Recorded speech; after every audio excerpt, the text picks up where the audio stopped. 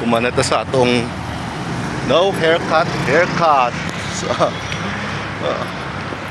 So during sa haircut, ang giuna na trim ni kuya kani nga sa gilid. Hindi makaharo pero kini nga sa gilid. Yan na siya. So and then after na dayo na forma ang gilid na limpyuhan, so nag-blower itangtang na ang mga wait, isa ni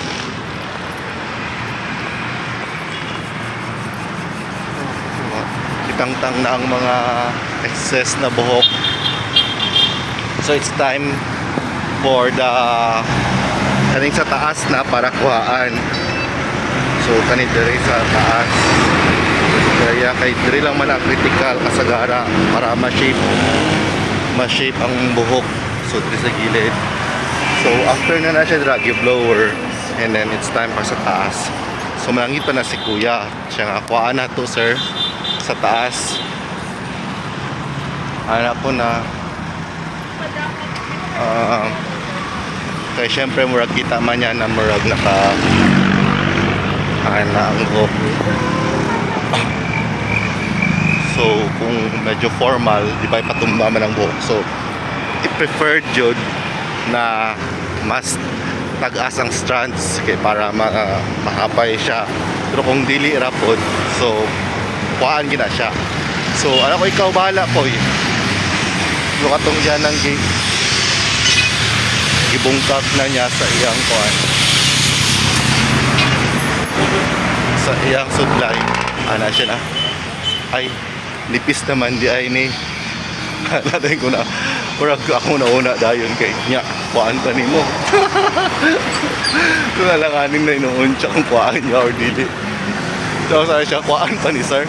O nga ikaw kuya, ana siya na ay kuhaan na to gamay para murag bitaw ka ng minimum requirement lang, murag di siya ganahan, murag murag kay basin food, murag gamay lang iyang kuhaon tapos mura dayog kanang mamuti na sana siya mag-transparent na kaayo. So murag di siya kaya po murag di niya kuhaan, pero para na lang good mag-comply sa CHED. Para i-comply sa CHED minimum requirement, yan na lang kuhaan mo lang. I think katulo lang yana niya kanang yana bitaw sa sudlay tapos next katulo lang man na dayon. Usually ang uban dira na barbero dugay kay na sila dira mapanipis sa buhok.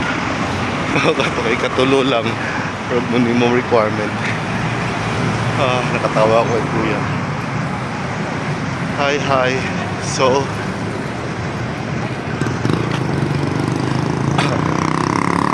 nata sa busy na intersection. Okay. So wala lang sa